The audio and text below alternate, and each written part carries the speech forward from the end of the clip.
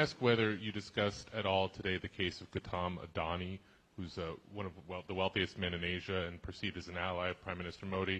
Prime Minister Modi, have you asked the President to take action on that case? Thank you. पहली बात है, भारत एक लोकतांत्रिक देश है और हमारे संस्कार, हमारी संस्कृति वसुधैव कुटुंबकम की है। हम पूरे विश्व को अपना एक परिवार मानते हैं। हर भारतीय को मैं अपना मानता हूं।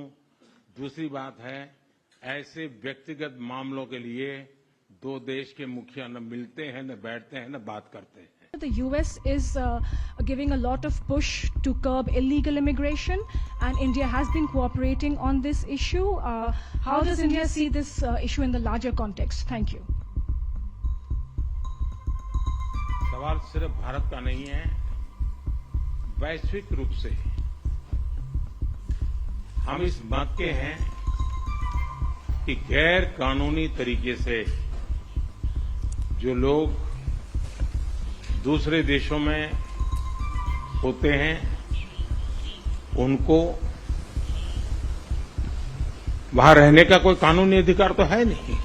मानते हैं कि भारत और अमेरिका का साथ और सहयोग एक बेहतर विश्व को शेप कर सकता है।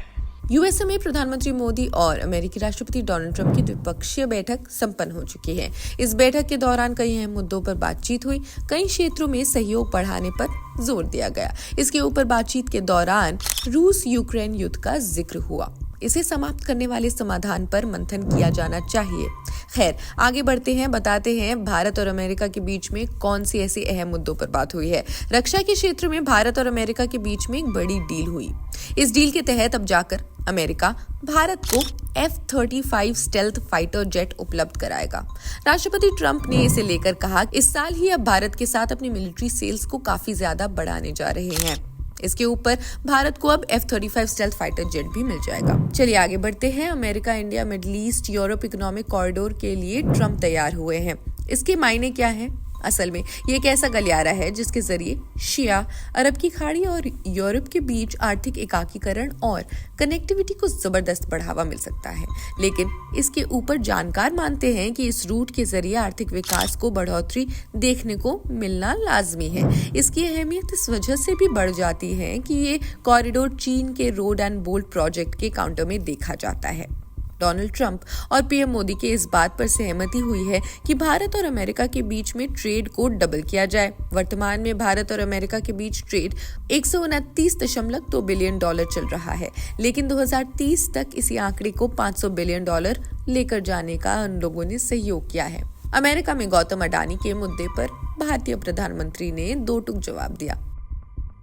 मोदी से पूछा गया कि क्या अमेरिका राष्ट्रपति डोनाल्ड ट्रंप के साथ बैठक में व्यवसायी गौतम अडानी के खिलाफ मामले पर चर्चा हुई, तो पीएम मोदी ने कहा, भारत एक लोकतंत्र है और हमारी संस्कृति वसुधैव कुटुंबकम है। हम पूरी दुनिया को एक परिवार मानते हैं। मेरा मानना है कि हर भारतीय मेरा है। दो देशों के दो प्रमुख नेता कभी भी ऐसे व्यक्तिगत मुद्दों पर चर्चा नहीं करते हैं। वहीं अवैध प्रवास के मुद्दों पर प्रधानमंत्री मोदी ने कहा कि जो लोग अवैध रूप से दूसरे देशों में रहते हैं उन्हें वहां रहने का कोई कानूनी अधिकार नहीं है। जहां तक भारत और अमेरिका का सवाल है, हमने हमेशा कहा है कि जो लोग सत्यापित और वास्तव में भारत के नागरिक हैं, अगर वे अवैध रूप से अमेरिका में रहते हैं तो भारत उन्हें वापस लेने के लिए तैयार है। लेकिन ये हमारे लिए यहीं तक सीमित नहीं है। ये तो मुद्दा है। पीएम मोदी ने कहा, ये सामान्य परिवार के लोग हैं। उन्हें बड़े बड़े सपने दिखाए जाते हैं और उनमें से ज्यादातर ऐसे होते हैं जिन्हें गुमराह करके यहाँ लाया जाता है। इसलिए हमें मानव तस्करी की इसकी पूरी व्यवस्था पर हमला करना चाहिए। अमेरिका और भारत को मिलकर इस तरह के पारिस्थितिकी तंत्र को जड़ से खत्म करने का प्रयास करना चाहिए ताकि मानव तस्करी खत्म हो जाए। इसके अलावा व्हाइट हाउस से बोलते हुए मोदी ने आतंकवाद का मुकाबला करने में अमेरिका के साथ भारत के सहयोग की बात कही। उन्होंने कहा, भारत और अमेरिका आतंकवाद के खिलाफ लड़ाई में साथ रहे। हम इस बात पर सहमत हैं कि सीमा की दूसरी तरफ से पैदा होने वाले आतंकवाद को खत्म करने के लिए ठोस कार्रवाई की जानी चाहिए। खैर, ये तो रही पीएम मोदी और डोनाल्ड ट्रंप की मुलाकात की अहम बातें। आपको कैसी लगी कमेंट सेक्शन में जरूर बताएं। देश दुनिया की अन्य खबरों के लिए जुड़े रहिए जनसत्ता के साथ। शुक्रिया।